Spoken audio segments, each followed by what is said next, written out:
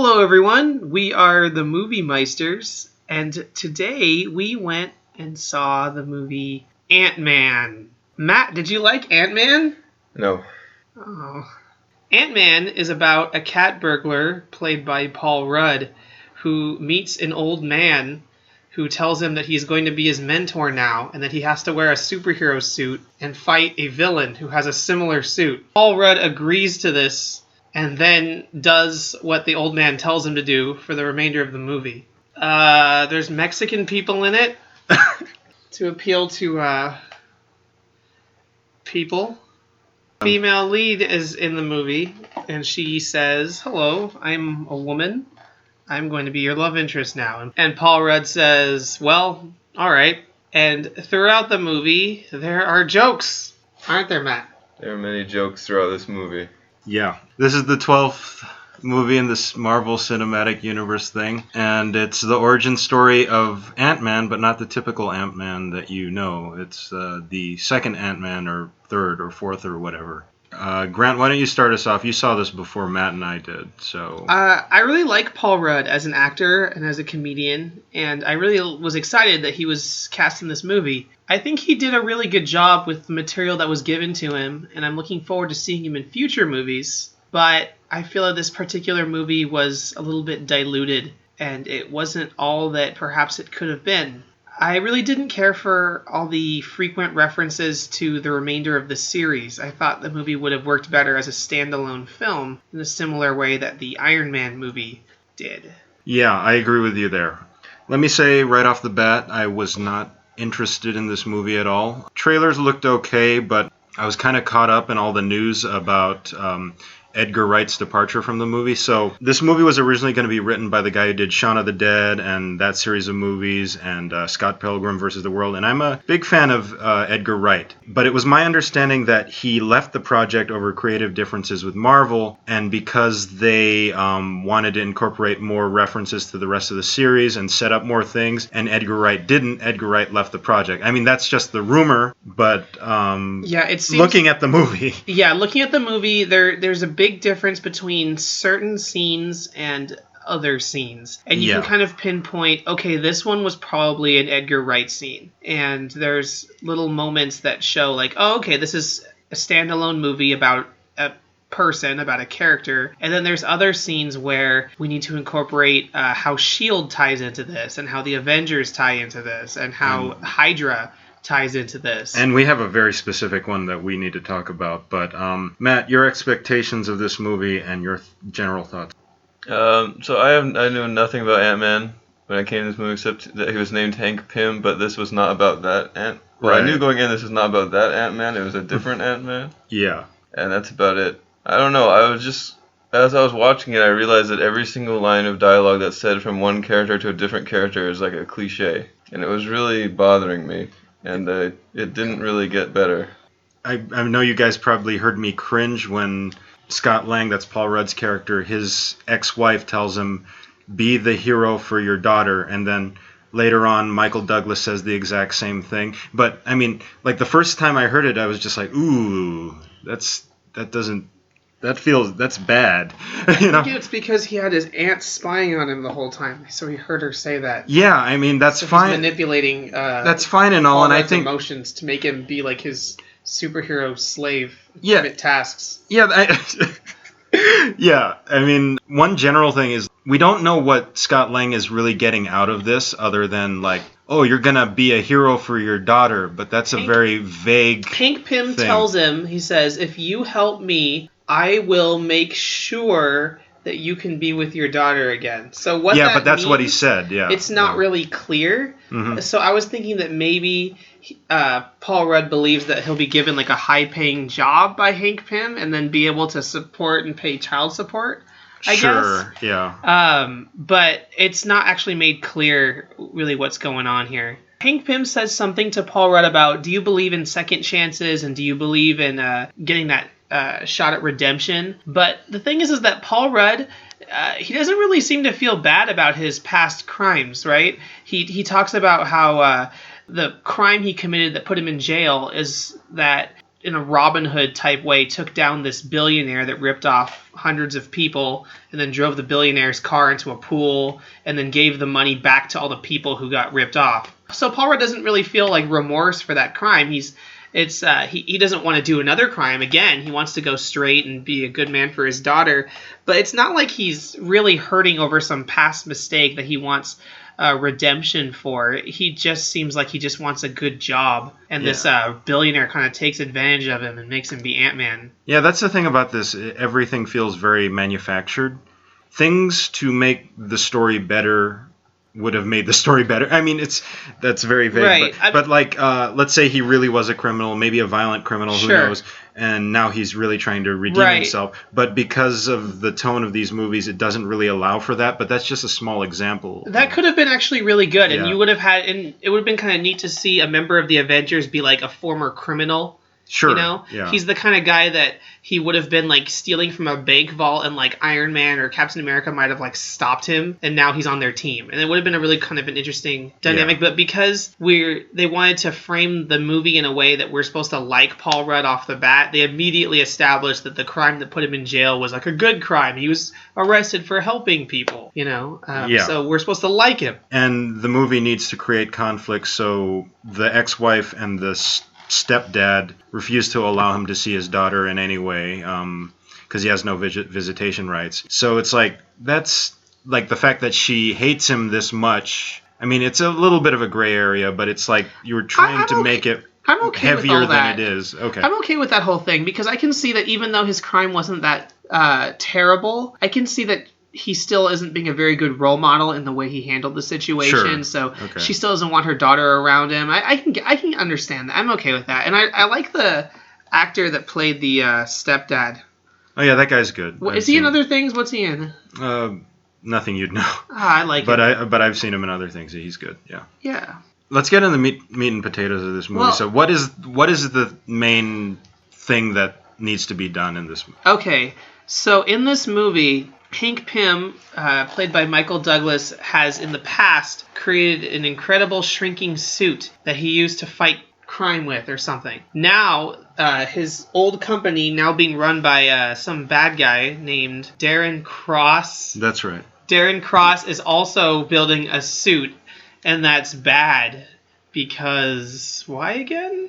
Well, it's not clear until the plot is already well underway, right? What's bad about it? Right, so the whole movie, he's trying to build a shrinking suit, and they have to stop him because they can't allow someone else to have a shrinking suit. But they don't really explain why it's bad, or why this particular guy shouldn't have a shrinking suit, or why anyone shouldn't have one. It's just, like, why is it okay for them to have one but no one else? Like, someone's going to have one eventually. If one person invented it, someone else eventually is going to figure it out. Yeah, and that part of the movie, Darren Cross, makes me feel like this movie is Iron Man light. Old colleague wants to take over company, and he wants revenge for whatever. Right, and it's also a suit. It's like, and it's also the same kind of suit. He's trying to build a similar suit to what the good guys already have. Yeah, but this is another one of those things where it's like the details matter again. So we bring this up all the time. So with the first Iron Man movie, we got to kind of like Obadiah Stane. I mean, you know, we know he's going to turn out to be the bad guy, but we kind of maybe have that little margin of doubt from the very beginning. It's like, oh, okay, he's nice with Tony Stark. Maybe the main villains are the terrorists, whatever. That's true. But whereas with this movie, one of his first scenes is he shoots someone, but the movie also kind of needs to do that in order to make the plot happen. So you sacrifice developing, or at least mildly developing, a villain to make the plot go forward. I mean, it's very strange the way it works. The scene where he murders that coworker in the restroom is really early on in the movie. Like, they very quickly establish that he's bad. Murders someone in the restroom with like a gun that turns you into goo. Yeah.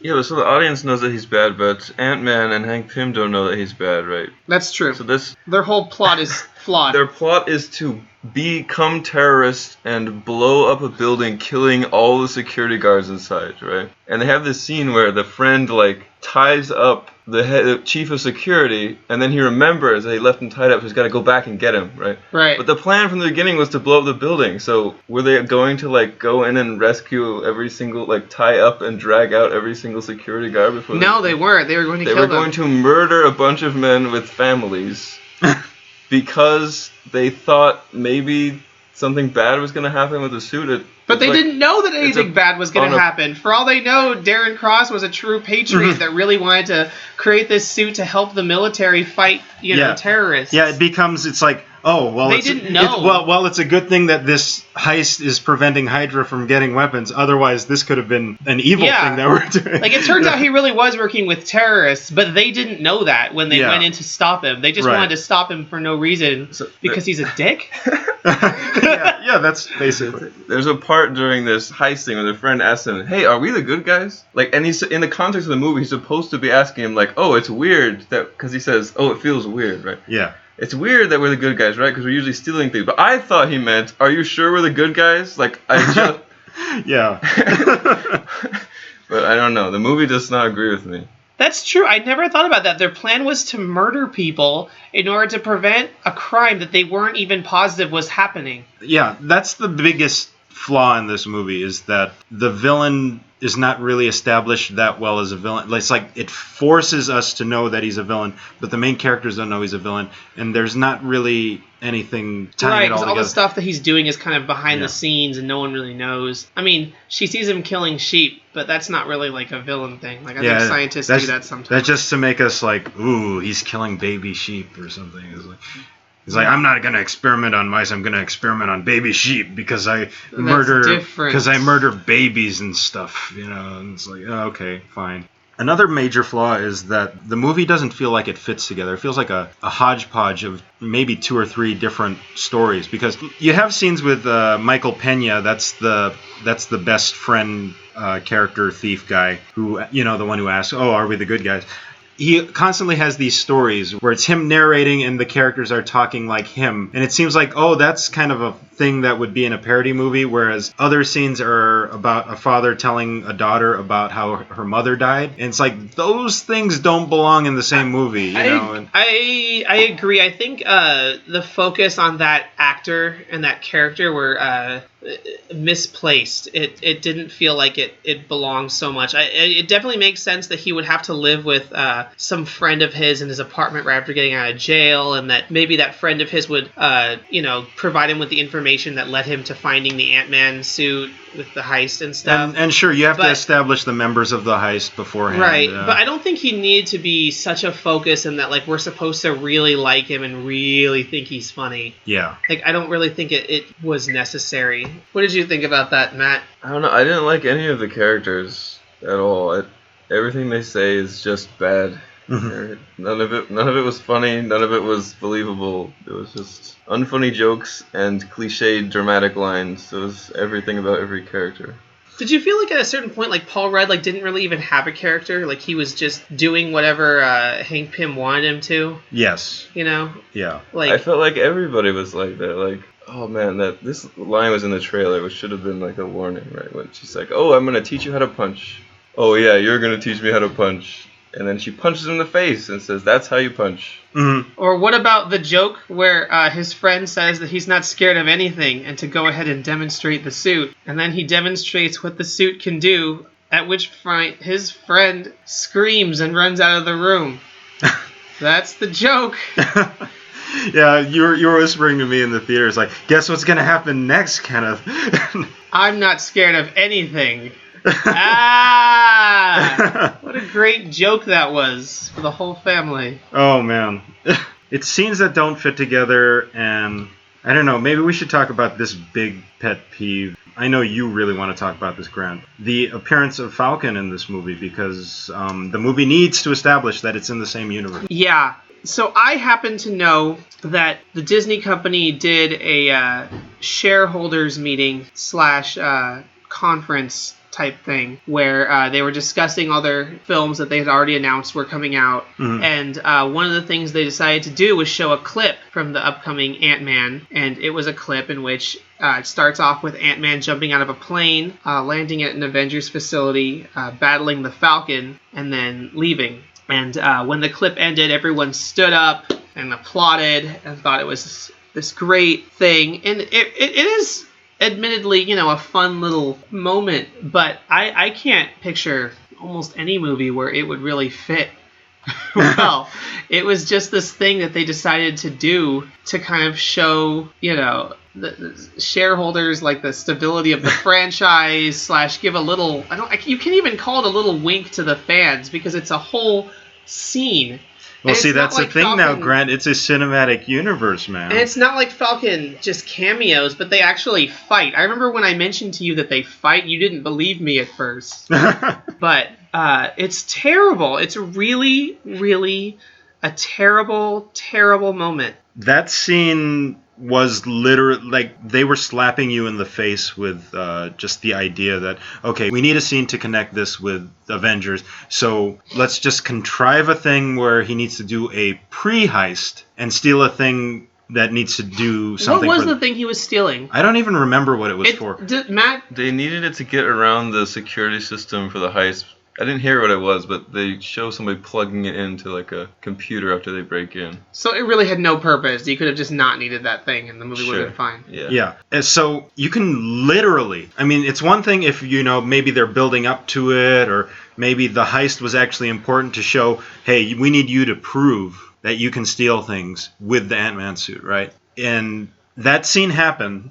And I remember asking you in the theater, it's like, did he get the thing or not? I don't even know. Because that scene was just the fight against the Falcon. And then it ends. And it's like, oh, well, that was it then. It's really odd. And it was weird that, because it's not like Hank Pym set him in there to test it. Hank Pym actually told him to get out of there and not fight the Falcon. But he did it anyway? Yeah, that happened, and... Yeah, it was really awful. I don't know how else to say it, but it doesn't belong in the movie, and it's distracting to what we were watching. I'm getting more and more cynical with these Marvel movies, and the thing is, I kind of started cynical with all the quote-unquote Phase 1 movies setting up stuff. See, I feel like my ideal formula for a cinematic universe, because I do like a cinematic universe. I like continuity. I feel like each superhero should be given an opportunity to have a standalone adventure film. Because in the 1960s, when these characters were being created, they weren't being created for the sole purpose of an Avengers comic eventually being created. They were created because they wanted to make different superhero stories and sell different books, right? Right. So each one, ideally,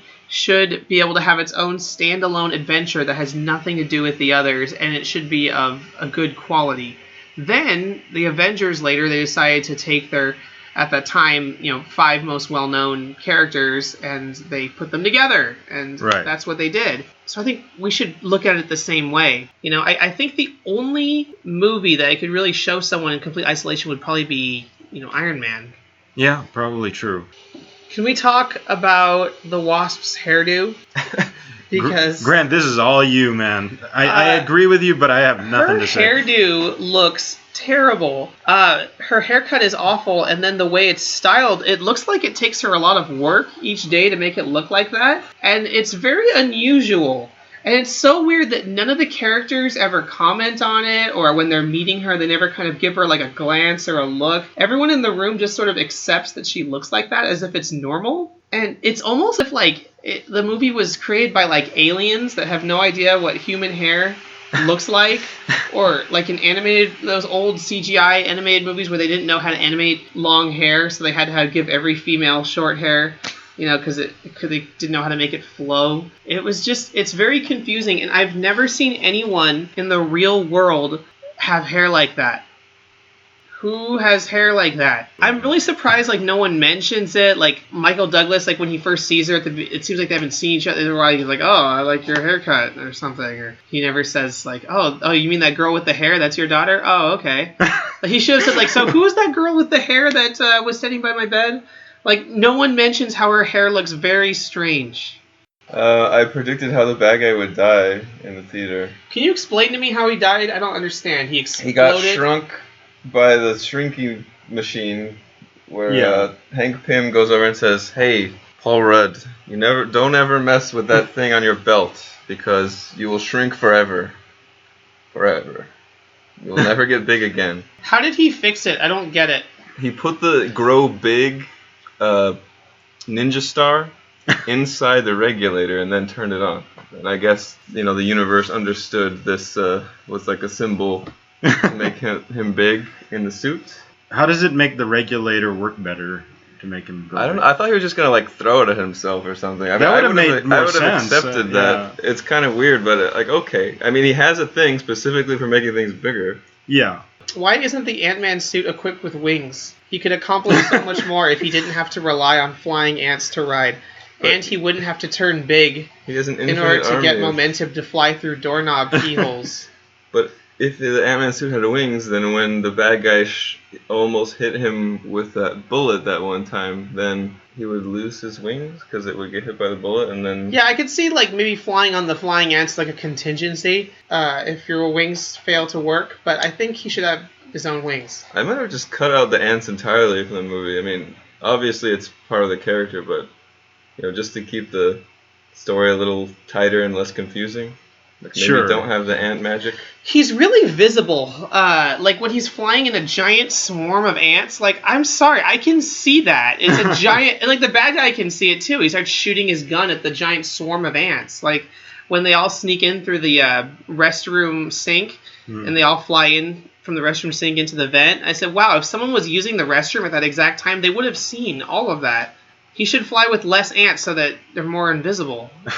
Going along with that, though, it's making it a tighter film. This movie was sold as unique in the Marvel Universe because it's a heist movie, right? The heist part wasn't anything special, really. I mean... There was really only one heist at the beginning of the film when he steals the suit. The rest of it were heists gone wrong that turned into fights. Yeah, exactly. It's not a heist movie. It's a sort of action movie, and it makes it more generic as a result. I mean, that was the thing that this movie had going for it, was that it's a heist movie, and it's not that. I believe it definitely fell into being a little bit too formulaic. It felt definitely. this old mentor helping him, and this love interest, and this is the bad guy. Everyone just falls into their role. Our main character was just along for the ride, Yeah. You have a lot of characters coming to conclusions and just resolving their issues just on a dime. In the middle of the movie has a theme of fathers and daughters maybe kind of not getting along, or issues between fathers and daughters, right? And one of them is Hank Pym and Hope Van Dyne. Hope hates her dad because he abandoned her kind of after his wife died. But in the middle of the movie that has nothing to do with what's going on. It's this is a part where we're training Paul Rudd to do the heist, right? And then in the middle of that, I'm going to tell Hope what happened to her mother and why I had to abandon her because I had to work on a thing to find her mother. There's a line in the movie, Hope says, "Why didn't you tell this to me before?" And I said out loud in the theater, "Yeah, why didn't you tell her?" It's Do you think it would have been better if Hope wasn't in the movie at all? If maybe they saved her for a different movie? Where Hank Pym says, "Oh, by the way, this is my daughter," or something. Maybe Ant-Man shouldn't have been in the movie. Yeah?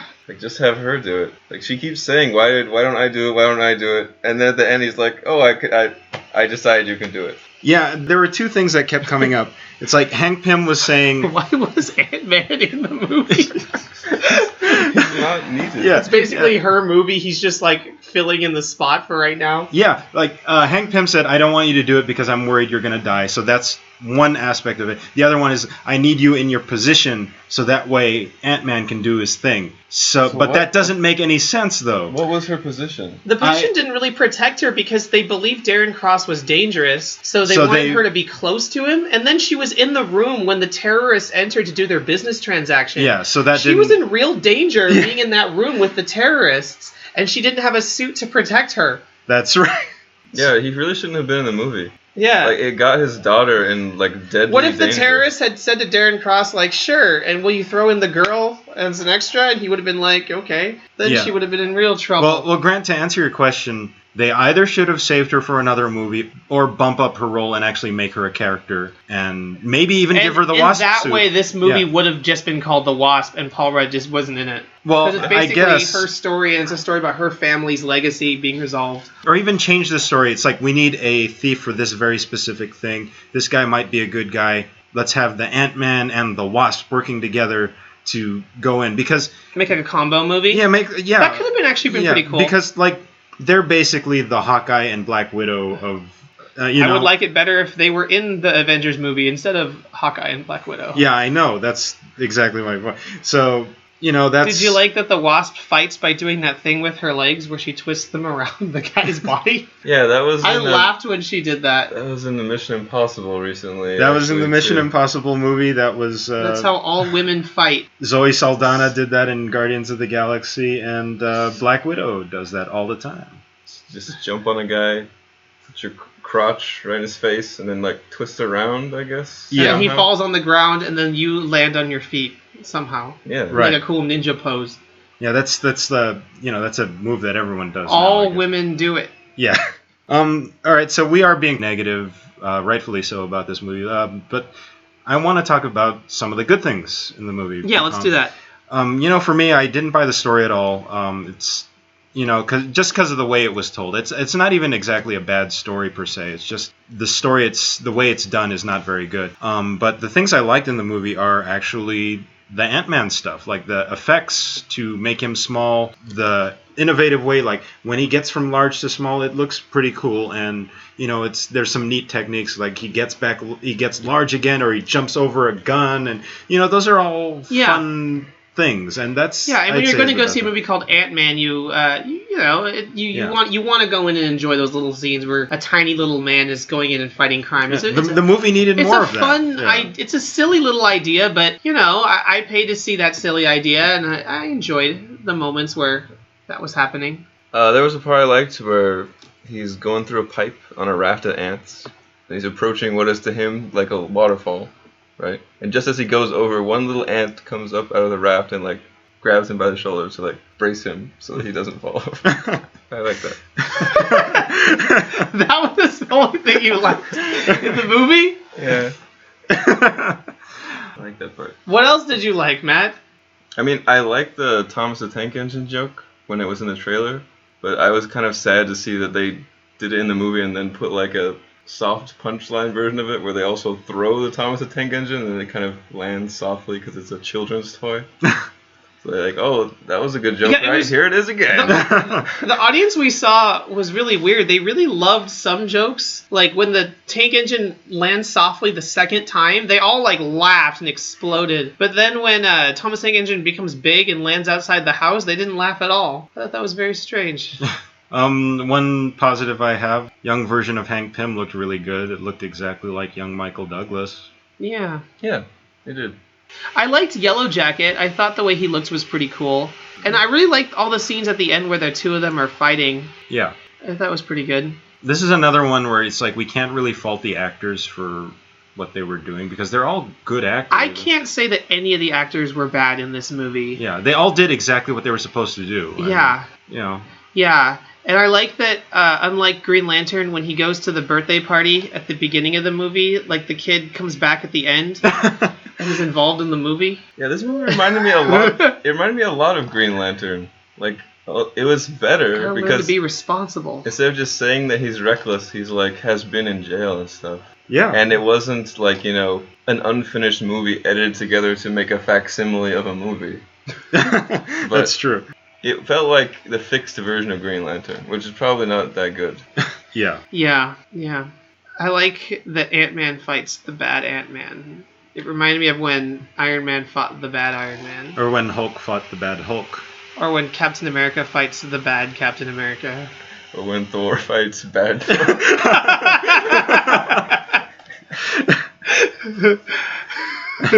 We are the Movie Meisters. I'm Grant. I'm Matt. And I'm Kenneth, and we're saying cinema is not a slice of life, but a piece of cake. Bye.